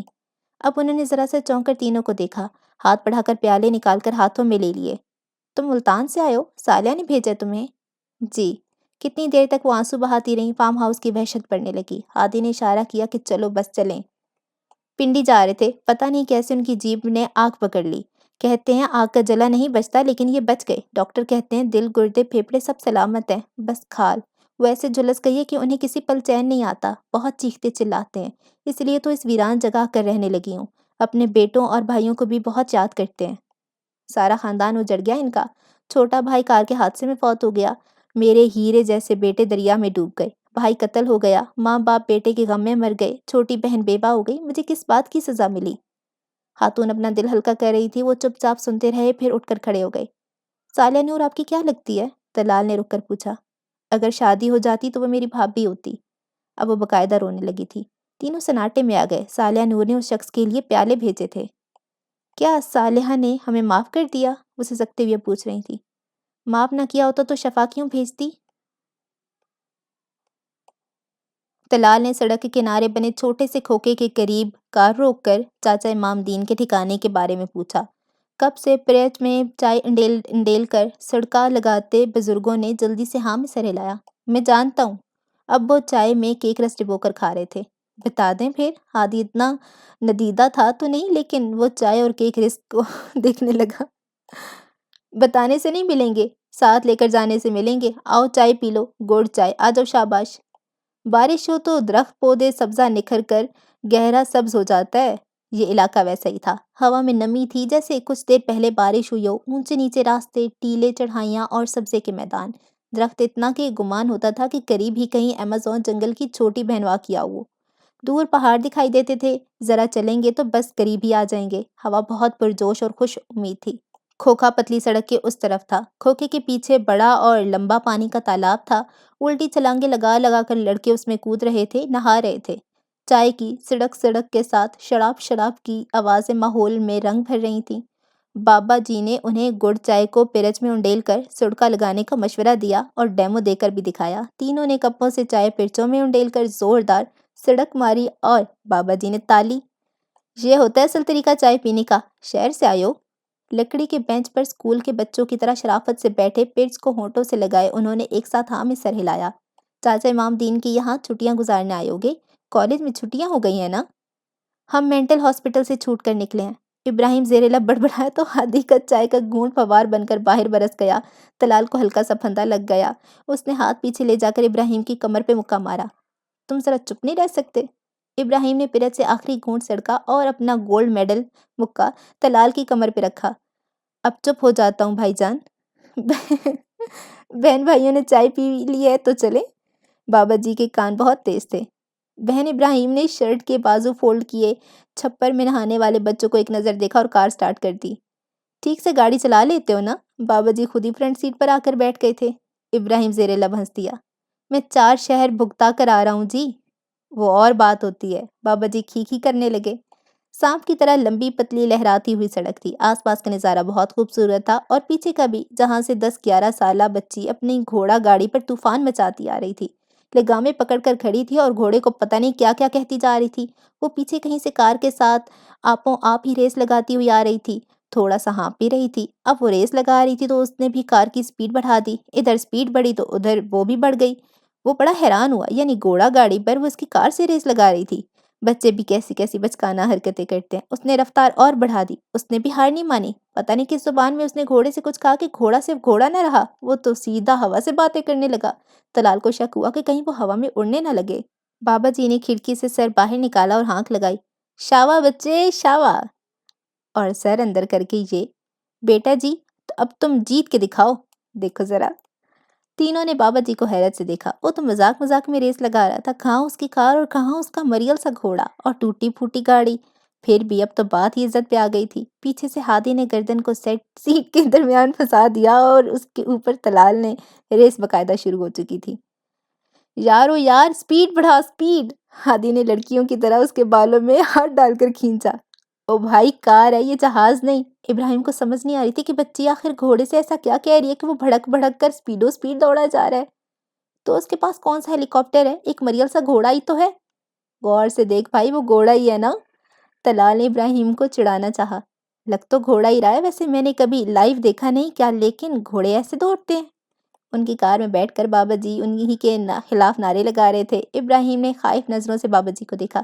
شاباش بابا جی شاباش، ہماری کار میں بیٹھ کر ہمارے ہی خلاف، دیکھو ذرا۔ سامنے دیکھ کر بیٹا جی ویسے ہی تم ہار رہے ہو۔ بابا جی نے ونڈ سکرین کی طرف اشارہ کیا اور ہنس دیے، ہی ہی ہی۔ پہلے 10 منٹ تو دونوں تقریباً برابر رہے، کبھی ذرا سا آگے کبھی پیچھے، پھر ایک دم سے، بالکل ایک دم سے بچی نے ہرا کہہ کر لگام کو جھٹکا۔ گھوڑا گھوڑا نہ رہا، راکٹ، میزائل، جہاز، باز، شاہین سب بن گیا۔ یہ جا وہ جا۔ پورے 1 منٹ 40 سیکنڈ تک ان کی کار گھوڑا گاڑی سے پیچھے رہی۔ بچی نے پھر انہیں سڑک پہ ہی راستہ نہیں دیا، وہ ساری سڑک پہ ملک مار کر اپنا گھوڑا دوڑاتی لہراتی رہی۔ زندگی میں ان کا بہت کچھ ٹوٹا تھا، مان دل کبھی کوئی ہڈی وغیرہ، لیکن ایسے ان کا غرور نہیں ٹوٹا تھا۔ ایک 10 سالہ بچی نے گھوڑا گاڑی سے انہیں ہرا دیا تھا۔ کچھ ہاریں بہت مہنگی نہیں، بہت سستی جگہ سے ملتی ہیں۔ کچھ تکلیفیں انجیکشن کی سوئی کی طرح بڑی جان لیوا سی ہوتی ہیں۔ ہائے، جیسے مقابلے کے اختتام پہ کھلاڑی آمنے سامنے آ کر ہاتھ ملاتے ہیں، ویسے ہی بچی گاڑی سے کود کر ان کے سامنے آ کر کھڑی ہو گئی۔ طلال کار کے بونٹ پہ بیٹھ چکا تھا، ہادی کار سے ٹیک لگا کر کھڑا تھا۔ ابراہیم سے ٹھیک سے کھڑا نہیں ہوا جا رہا تھا، سہارے کے طور پہ اس نے دونوں جیبوں میں ہاتھ ڈال لیے تھے۔ ہار سہارنا آسان نہیں ہوتا نا۔ السلام علیکم جی، ہاتھ سر تک لے جا کر اس نے سلام کیا۔ وعلیکم السلام، شاباش، کس کلاس میں ہو؟ طلال نے بونٹ پر بیٹھے بیٹھے تالی ماری۔ بچی کی جیت کی واضح آثار دیکھتے ہوئے اس نے سر کھڑکی سے باہر نکال کر سیٹیاں مارنا شروع کر دی تھی۔ وہ بچی کو سپورٹ کرنے لگا تھا۔ ابراہیم نے جل کر اسے دیکھا اور پھر بچی کو، جو بڑا کھلکھلا کر ہنس رہی تھی۔ تیل لگا کر کس کے چوٹی بنائی ہوئی تھی، اپنے قد سے کئی گنا بڑا دوپٹہ لیا ہوا تھا، پوری مائی پھتہ لگ رہی تھی۔ 5ویں میں جی، اس مائی پھتہ نے 2 ٹام کروزوں اور ایک گولڈ میڈلسٹ کو ہرا دیا تھا۔ ہادی لڑکھڑا کر گرتے گرتے رہا، شرارتاً کھانستے ہوئے مسکرانے لگا۔ تمہاری کیا عمر ہے ابراہیم؟ 5ویں پاس ہونا تم؟ ابراہیم نے جل کر چاروں کو دیکھا۔ پھتہ نے واپس گاڑی پر چھلانگ لگائی، لگام کھینچی، ہانک لگائی اور غائب ہو گئی۔ کیسی رہی پھر ریس؟ لو اب بابا جی زخموں کے لیے نمک مرچ ہلدی لے آئے تھے۔ کار کی سروس نہیں ہوئی تو، ویسے بھی سائنس کے بقول جانور مشین سے زیادہ ہوشیار اور تیز رفتار ہوتے ہیں۔ یہ سائنس صرف اس نے ہی پڑھی تھی۔ کوئی بات نہیں بیٹا جی، اس ہفتے کروا لیتے ہیں ایک ریس، ایک جیسے گھوڑے، ایک جیسی گاڑیاں، مشینوں کے دفان کرتے ہیں۔ بولو اب، ہاں بول کے دکھاؤ اب نا۔ ہادی نے اس کے شانے کو شانے سے ٹھوکا اور آنکھ ماری۔ ہاں ہے بابا جی، ہاں ہی ہے ہاں۔ طلال نے ہاتھ اٹھا کر ڈیل ڈن کی۔ بس پھر اس ہفتے تم 3 ہماری بچیاں۔ 3؟ طلال اور ہادی چونکے، وہ سمجھے بس ابراہیم کو للکارا جا رہا ہے۔ ٹھیک ہے بابا جی، منظور ہے منظور ہے۔ اب ابراہیم نے ہاتھ اٹھا کے ڈیل ڈن کی۔ ثانی کہتے ہیں جو گڑھا دوسروں کے لیے کھودو اس میں انسان خود گر جاتا ہے۔ کار میں بیٹھتے ہوئے اس نے دونوں کو سیانوں کی باتیں یاد کروائیں، اور گڑھا جس میں وہ سب ہارنے کے بعد گرنے والے تھے، شرم سے چھوٹا سا ہنستا بستا گاؤں تھا، بہت ہی سادہ، اللہ لوگ تھے۔ چند سال پہلے گاؤں کے ایک سینے کو زہریلے بچھو نے کاٹ لیا تھا۔ وہ دلدلی جھاڑیوں میں زندگی اور موت کی جنگ لڑ رہے تھے۔ اسکول سے چھوٹے بھائیوں کے ساتھ آتی سارا نے چاچے کو زمین پر لوٹ پوٹ ہوتے دیکھ لیا۔ گاؤں تو بہت دور تھا، تیسے تینوں نے مل کر چاچے کو گاڑی میں لٹایا اور سارا نے گھوڑوں کی لگاموں کو ذرا زوردار جھٹکا دیا۔ اس نے شہر کی سڑک پہ وقت ڈال دیا تھا، کسی بس، ٹیکسی، کار کو گزرنے نہیں دیا تھا اور چاچے کو ڈسپنسری پہنچا کر ہی دم لیا تھا۔ اس سے پہلے گاؤں والوں کو سارا کے گھوڑا گاڑی دوڑائے پھرنے پر بڑا اعتراض رہا کرتا تھا۔ سیانے کہتے تھے وہ گاؤں کی دوسری لڑکیوں کو بھی خراب کر دے گی۔ اس نے گاؤں کی دوسری لڑکیوں کو بھی اپنی طرح کر دیا تھا۔ چاچا اللہ بخش نے ہسپتال سے آتے ہی سب سے پہلے اپنی تینوں بیٹیوں کو اس کی طرح گھوڑا گاڑی دوڑانا سکھایا تھا۔ پھر گاؤں بھر میں ہوا چل پڑی تھی۔ ہر بچی اپنے باپ، بھائی، چاچے، مامے کی گھوڑا گاڑی کو اپنی سواری سمجھتی تھی۔ لڑکیوں کو سواری پر سوار ہونا بھی آنا چاہیے اور سواری چلانا بھی، وہ گھوڑا ہو، کار یا جہاز۔ بابا شاوا انہیں چاچا امام دین کے پاس اس ریس کے بعد ہی لے کر جانا چاہتے تھے۔ انہیں ان کے گھوڑے اور گاڑیاں دے دی گئیں اور وہ پریکٹس کر لیں۔ ہم بچیوں سے ریس لگاتے ہوئے اچھے نہیں لگیں گے بابا جی، طلال نے اپنی طرف سے ریس سے برطرف ہونا چاہا۔ ڈر گئے ہو؟ ایسے ہی وہ ہار گئیں تو ان کا دل برا ہوگا، ہو سکتا ہے وہ روئیں بھی۔ تم اس دن ہار گئے تھے تو تم روئے تھے؟ ان میں سپورٹس مین شپ ہے، سمجھے؟ بابا جی کو تو انگلش بھی آتی تھی۔ ہمیں اور ہمارے گاؤں کو ایویں کیویں نہ سمجھنا، پوری طرح سے ریس کی تیاری شروع کرو، شاباش، پورا مقابلہ ہوگا۔ پورا مقابلہ، وہ بھی ہم مرے مکوں سے۔ تینوں کچھ فکر مند سے تھے۔ وہ صبح سویرے اپنے گھوڑا گاڑیوں پہ نکلتے اور پریکٹس کرتے۔ شروع میں عجیب لگا، پھر اچھا لگنے لگا۔ انہیں احساس ہوا کہ یہ ایسے ہی جیسے ہوا میں اڑنا، جیسے ہر بوجھ سے آزاد ہو جانا، جیسے زمین کی حیات اور کائنات کی گردش کا حصہ بننا۔ گھوڑے بھی تھوڑی بہت ان کی زبان سمجھنے لگے تھے، لگاموں پہ گرفت مضبوط ہونے لگی تھی۔ تم گھوڑے سے کچھ کہتی تھی اور وہ تیز دوڑنے لگتا تھا، کیا کہتی تھی تم؟ ایک دن وہ مائی پھتاں سے ٹپس لینے لگے۔ بچی نے زبان کو رول کر کے حلق سے کچھ آوازیں نکالی جو کوشش پر بھی ان سے نہیں نکالی گئیں۔ تم کہتی کیا ہو؟ بس وہی بتا دو۔ اوئے شیرا، چل اڑ کے وکھا، چیتا بن چیتا، شاوا میرے ککڑ شاوا۔ گھوڑا تے اتوں شیر، نالے چیتا پھر ککڑ، شاوا بھائی شاوا۔ تینوں نے ایک دوسرے کی طرف حیرت سے دیکھا۔ گھوڑا مائنڈ نہیں کرتا کہ اسے شیر پھر ککڑ کیوں کہا؟ ویسے یہ دونوں ہی نہیں اڑتے، ہادی نے سنجیدگی سے پوچھا اور بتایا۔ گھوڑے کا مائنڈ اس طرح کی باتوں کو مائنڈ نہیں رکھتا۔ پھر اس نے کون سا شیر دیکھا ہوا ہے؟ اس نے معصومیت سے کہا۔ تو وہ خود کو شیر سمجھ کے دوڑتا کیسے ہے جب دیکھا ہی نہیں تو؟ طلال بھی کنفیوز تھا، وہ واقعی میں معلوم کرنا چاہتا تھا، کیونکہ وہ ہم انسانوں کی طرح بیکار کے سوالوں میں نہیں الجھتا۔ اب بھلا آپ میرے گھوڑا ہوتے تو سوال پوچھ کر ہی میرا سر کھا لینا تھا، اس لیے آپ گھوڑا نہیں بنے۔ تمہیں گھوڑا ہم سے بہتر لگتا ہے؟ ابراہیم کو ہنسی آ گئی۔ ہاں، وہ چپ چاپ دوڑتا ہے اور جیت کر دکھاتا ہے، اس نے فخریہ اپنے گھوڑے کو دیکھتے ہوئے کہا۔ میں بھی جیت کر دکھاؤں گا، ابراہیم کو جوش آیا۔ پہلے گھاس کھا کر دکھائیں، ہی۔ تینوں دل کھول کر ہنسے۔ ان کے پاس پریکٹس کے لیے دن تھے۔ وہ گھوڑوں کی پیٹھ تھپکتے، انہیں کھانا وانا کھلاتے، تالاب سے پانی پلاتے، پھر الٹی چھلانگیں لگاتے، تالاب میں نہاتے۔ شام کی گوڑ چائے بابا شاوا کی طرف سے ہوتی، وہیں گاؤں کے سب بڑے بھی آ جاتے، سب مل ملا کر چائے سڑکتے۔ یہاں وقت میں بہت برکت تھی، دن گزرتا نہیں تھا، وقت ڈھلتا نہیں تھا، آسمان کی طرح ٹھہر کر بڑا تسلی بخش سا لگتا تھا۔ ایک ایک سانس اپنی موجودگی کی خبر دیتی تھی۔ یہاں افراتفری اور بھاگم دوڑ کا کہیں کوئی نام و نشان نہیں تھا۔ کیا یہاں کے لوگ اتنے صابر اور شاکر تھے کہ زندگی کا کارواں یہاں بڑاؤ ڈال کر بیٹھ گیا تھا؟ کیا یہ وہی خطہ زمین نہیں تھا جو قتل، ظلم، ناانصافی سے پاک تھا اور اسی لیے وقت برکت، فضا رحمت اور زندگی فضل و کرم سے معمور تھی؟ عقل والے انہی خطوط کی طرف ہجرت کرنا پسند کرتے ہیں کیونکہ رحمت کے فرشتے یہاں پرواز کرتے ہیں۔ وہ لمبی گھاس سے لہلہاتے، اونچے نیچے راستوں پر چہل قدمی کرتے، گاؤں کی خوبصورتی پر فدا ہوتے۔ ہر طرف سبزہ ہی سبزہ تھا۔ اللہ نے سبز رنگ کو بہت پسند کیا ہے، ساری دنیا سبز رنگ میں رنگی ہوئی ہے۔ سکون کے سارے خزانے سبز رنگ کی ملکیت میں ہیں۔ یہ انسانی آنکھ کو ٹھنڈک اور انسانی دل کو سکون اور امید دیتا ہے۔ صوفیوں نے بھی اسی لیے اس رنگ کو پسند کیا ہے۔ سبز، نیلی، پیلی اور گلابی کاغذی جھنڈیاں۔ یہ ہو کیا رہا ہے؟ انہوں نے ریس کو اتنا سیریس لے لیا ہے؟ طلال نے حیرت سے چیخ ہی مار دی۔ وہ تینوں دور اپنے ٹیلے پر کھڑے تھے، نیچے کھلا میدان تھا، چھوٹے بچے رسی کے ساتھ جھنڈیاں لگا رہے تھے۔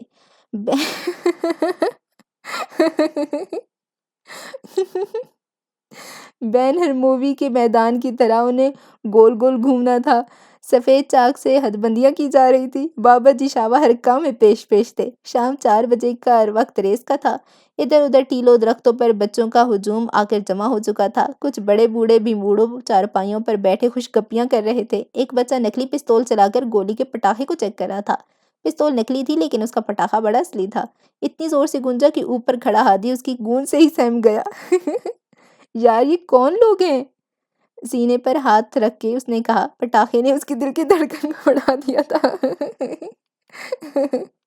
یار لوگ انہیں نیچے سے ہاتھ ہلا ہلا کر اپنی طرف متوجہ کر رہے تھے اور گھڑی کی طرف اشارہ کر رہے تھے کہ بس وقت ہونے ہی والا ہے۔ وقت ہونے ہی والا تھا، اس لیے گاؤں کی سادہ بھولی بھالی عورتیں بھی اس طرف آ رہی تھیں۔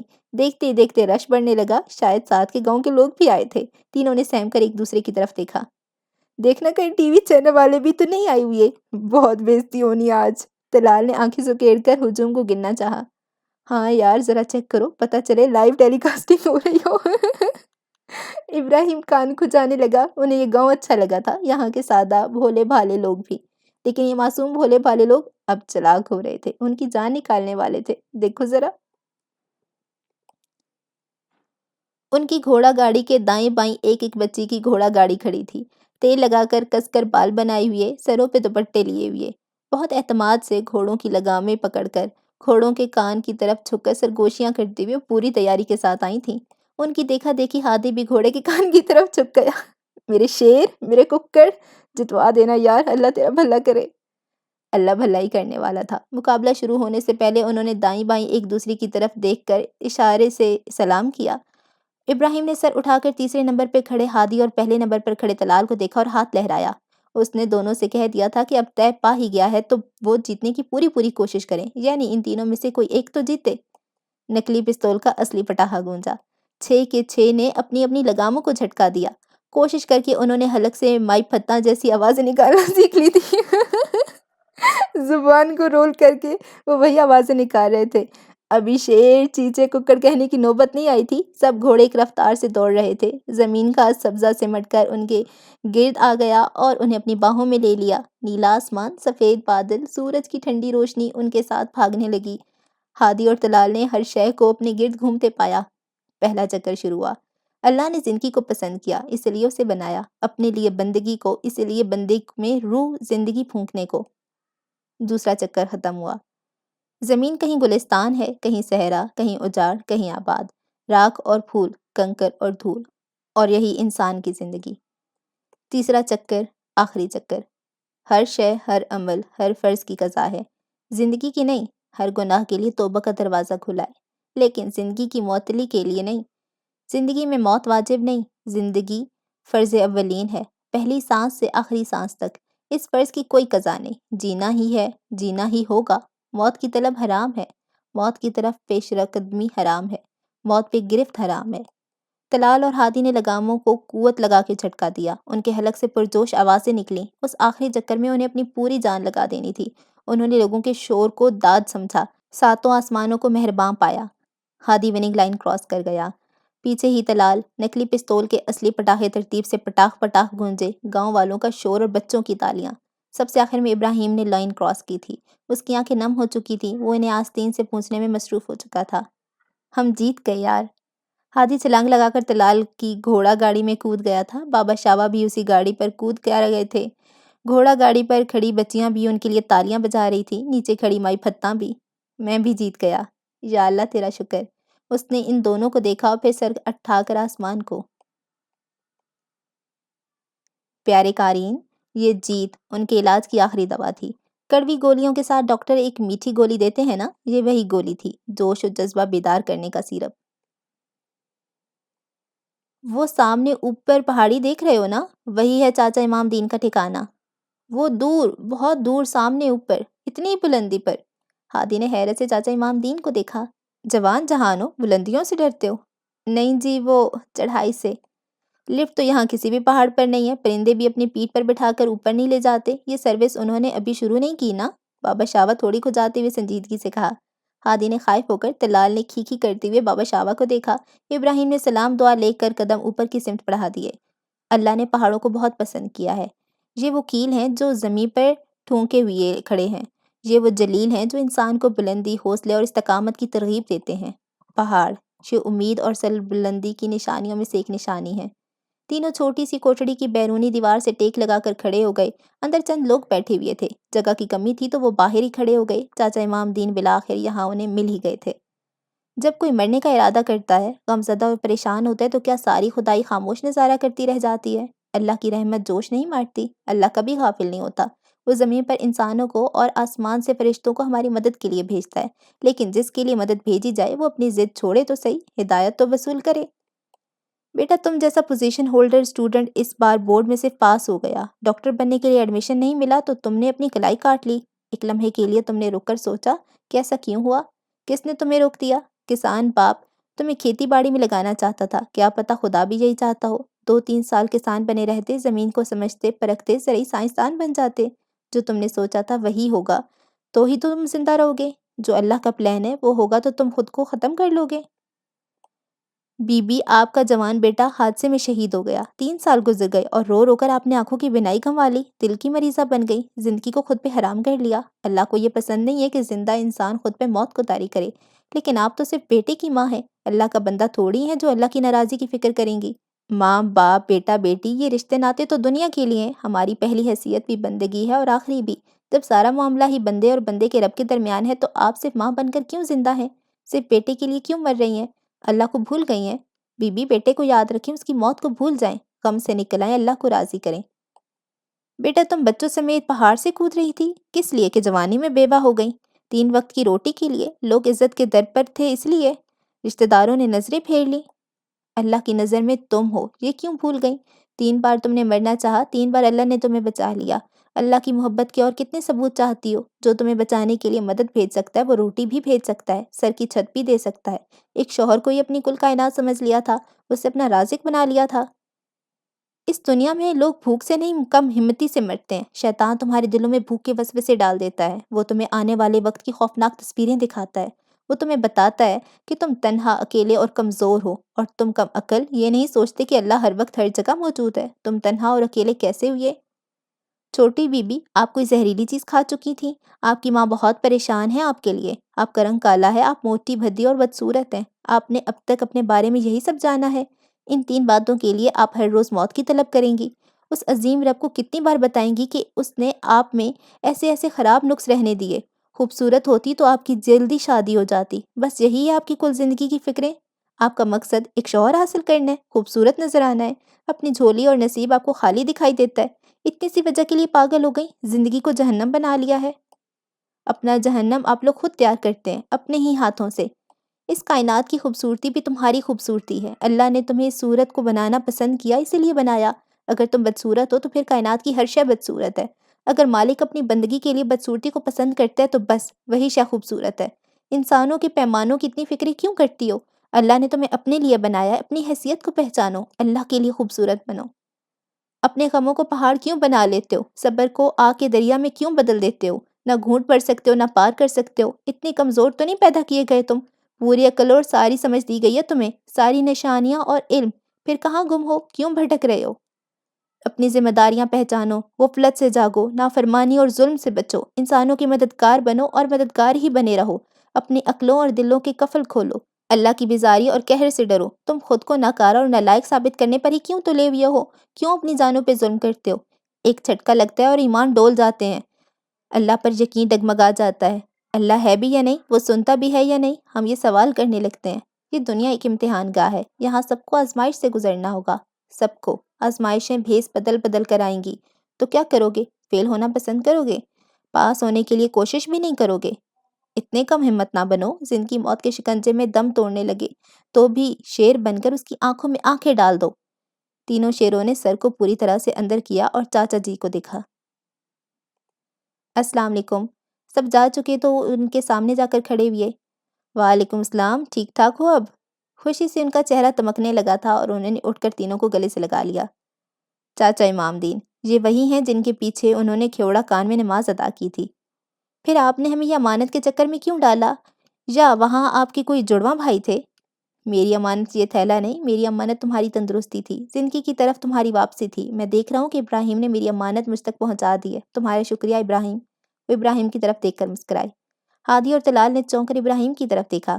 زندگی کی محراب پہ لکھی تحریر کا پہلا لفظ موت ہے۔ موت جوڑ ہے، توڑ نہیں۔ وقت مقرر پر اللہ کے حکم کے ساتھ، نہ لمحہ پہلے نہ لمحہ بعد۔ موت کو یاد رکھنا عبادت اور اس کی چاہ کرنا گناہ ہے۔ موت بری شے نہیں، یہ اگلی منزل کی طرف سفر کا نام ہے۔ یہ سفر اسے ہی نصیب ہوگا جس کی زندگی کی ٹرین میں بیٹھ کر چھکڑوں، طوفانوں، تکلیفوں، دکھوں، آزمائشوں کا ڈٹ کر مقابلہ کیا ہوگا۔ اسے نہیں جو بیچ راستے میں ہی ٹرین سے کود گیا ہوگا۔ زندگی کے فرض کی کوئی قضا نہیں ہے ہادی، زندگی کی ہر سانس فرض اولین ہے طلال۔ دونوں خاموشی سے سنتے رہے اور سر ہلاتے رہے۔ پھر بابا جی امام دین کے ساتھ گڑ والی چائے سڑک کر باہر آ گئے۔ ابراہیم کے اشارے پر وہ اوپر اور بلندی کی طرف چڑھنے لگے۔ یہ سب میں ٹھیک سے سمجھ نہیں پایا ابراہیم، کوئی پلان تھا؟ تینوں کنارے سے پاؤں نیچے لٹکا کر بیٹھے ہوئے تھے۔ دور سارا جہاں دکھائی دیتا تھا۔ ہادی پوچھ رہا تھا۔ اللہ کے ہر کام میں حکمت اور ہر بھلائی پلاننگ ہی ہوتی ہے، لیکن ہم ان دونوں کو ہی نہیں سمجھتے۔ میں تمہیں بابا جی امام دین کے پاس لے کر گیا تھا، بس۔ تم بابا جی امام دین کو پہلے سے جانتے تھے؟ ہاں، ایک بار ملا تھا۔ اس کی سانس بوجھل ہو گئی۔ اب تک تم تھوڑا بہت سمجھ ہی گئے ہوگے۔ بابا جی امام دین نے تمہاری حالت کو پوری طرح سے سمجھ لیا تھا، جسمانی، روحانی، ذہنی، سب حالتوں کو۔ ڈاکٹر مریض دیکھ کر دوا تجویز کرتا ہے۔ تمہاری پہلی دوا بھا بھولو تھے۔ انہوں نے تمہارے جسم سے 70 سے 80% بیماری باہر نکال کی تھی۔ ہادی کو پھر سے بھاؤ یاد آ گئے، وہ انہیں بہت مس کرتا رہا تھا۔ وہ بھی ڈاکٹر ہیں؟ ہاں ڈاکٹر، تم 1 سال سے دواؤں پر زندہ تھے، نیند کی گولیاں کھا رہے تھے۔ قدرتی نیند نعمت ہوتی ہے، یہ نیند تم دونوں کی وہیں آئی تھی۔ انہوں نے ہی تمہارے دماغوں سے منفی سیل صاف کیے تھے۔ اگر انسان دکھ پہ صبر نہ کرے تو یہ دکھ ناسور بن جاتا ہے، پھر اس ناسور کی جڑیں گہری ہونے لگتی ہیں، غم، نا امیدی اور مایوسی میں بدل جاتا ہے۔ زیادہ دکھی رہنے اور غم کرنے سے اس لیے منع کیا گیا ہے۔ سائنس کی عام زبان میں غم کی ان جڑوں کو منفی سیل یا کیڑے کہا جاتا ہے۔ منفی جمع ہوتا ہے۔ اس طرح منفی جمع ہوتا رہتا ہے اور دماغ میں منفی کیڑوں کا ڈھیر لگنا شروع ہو جاتا ہے۔ تم کہہ سکتے ہو کہ یہ ایک بہت بڑا خونخوار جانور بن جاتا ہے۔ یہ جانور پورے دماغ کو کنٹرول کرنے لگتا ہے۔ ظاہر ہے دماغ، دل اور پورے جسم کو کنٹرول کرتا ہے۔ اب انسان وہی کرتا ہے جو یہ جانور منفی دماغی سسٹم چاہتا ہے۔ چونکہ وہ اس سسٹم کو ایکٹیو کر چکا ہے اور پھر کنٹرول نہیں کر پاتا، اس لیے ہمیں منفی جذبوں سے دور رہنے کا درس دیا گیا ہے۔ غصہ، نفرت، حسد، لڑائی جھگڑا، دشمنی، غرور، جاہلیت، بے جا غم وغیرہ۔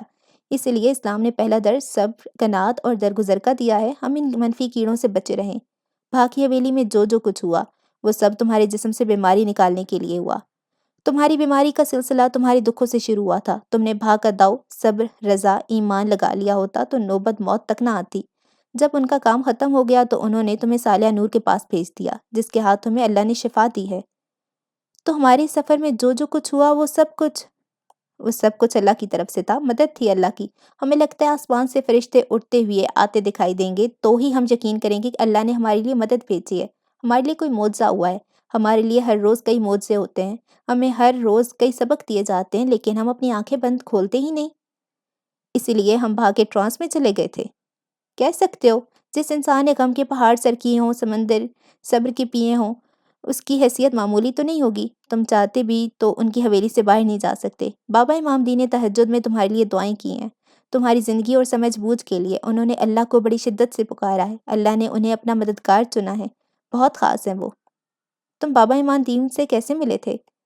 ابراہیم کے چہرے کے رنگ بدلے۔ اسی طرح جس طرح تم ملے تھے۔ اس کی اداسی بہت دل گرفتگی سے ہو گئی۔ کیوں مرنا چاہتے تھے تم؟ کیا ہوا تھا؟ وہ اب تک ایک ابراہیم کے بارے میں ہی نہیں جان پائی تھے۔ اس کی آنکھیں نم ہوئی لیکن پھر وہ مسکرا دیا۔ اماں ابا نہیں تھے میرے، ماموں نے بیٹوں کی طرح پال پوس کر بڑا کیا، باکسر بھی بنایا۔ ان کی بیٹی تھی ایمان، دوست تھی میری، پھر محبت ہو گئی، بہت معصوم سی تھی۔ اس کا خالہ زاد بھی اسے پسند کرتا تھا، رشتہ بھی بھیجا لیکن ماموں نے میری وجہ سے انکار کر دیا۔ بہت تلخیاں، لڑائی جھگڑے ہوئے۔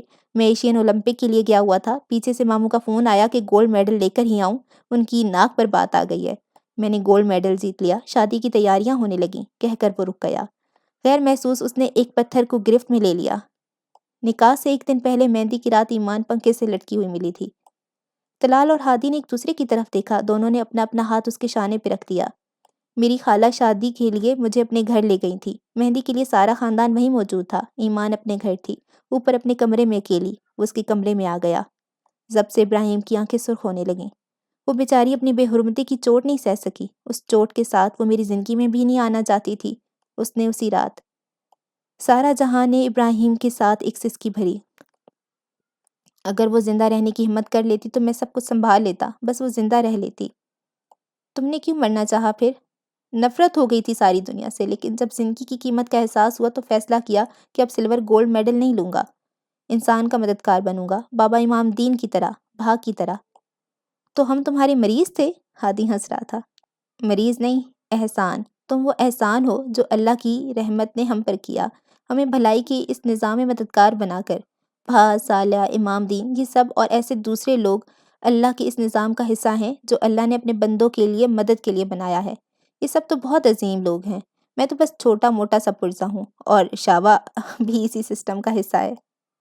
ویسے تم دونوں کی دوائیاں میرے پاس موجود تھیں، طلال تمہارے ماما پاپا گجرانوالہ تک ہمارے پیچھے پیچھے رہے ہیں، اور یاد آیا تمہیں بچے نے نمک کی چیزیں دی تھی، کہاں ہیں وہ؟ طلال گڑبڑایا۔ وہ پھول تو میں نے صالحہ کو دے دیا۔ کیوں بھلا؟ ہادی مسکراہٹ چھپا کے پوچھ رہا تھا۔ بہت خدمت کی تھی اس نے ہماری، وہ کان کو جانے لگا۔ کل ریس کے بعد میں نے بھا کو فون کیا تھا، کہا کہ ہماری شادی میں آنا ہے، کہنے لگے اکیلا نہیں آؤں گا۔ پر تم پہلوانوں کی فوج کو ولیمے کی روٹی کھلا دو گے، سوچ لو، دونوں نے کہکا لگایا۔ بڑے تیز ہو یار، لڑکی کو پھول بھی دے دیا، شادی کی ساری پلاننگ بھی کر لی۔ بھا سے کیا کہا پھر؟ وہ تو پھر میں نے ماما سے پوچھا کہ کیا ہم اتنے امیر ہیں کہ پہلوانوں کی فوج کو چند دن مہمان رکھ سکیں؟ تینوں کے کہہ کے ایک ساتھ چھوٹے۔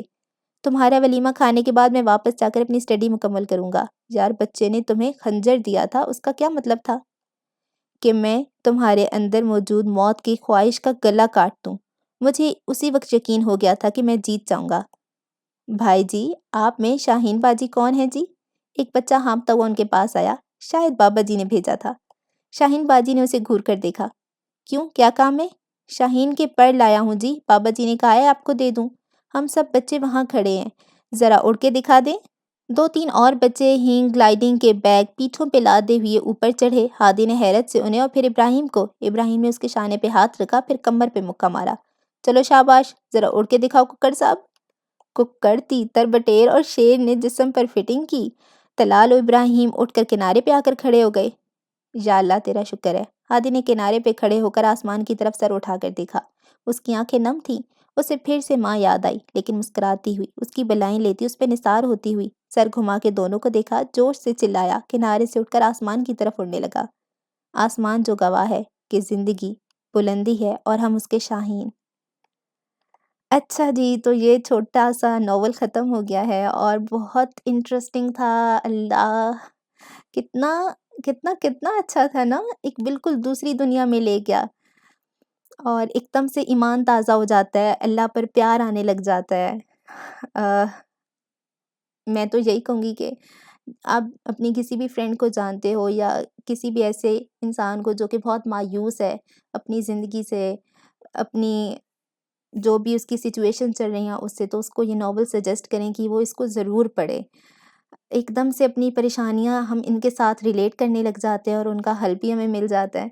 مجھے تو بہت مزہ آیا، اور میں چاہوں گی سمیرہ حمید کے اور بھی ناولز پڑھنا، تو دعاؤں میں یاد رکھیں۔ اللہ حافظ۔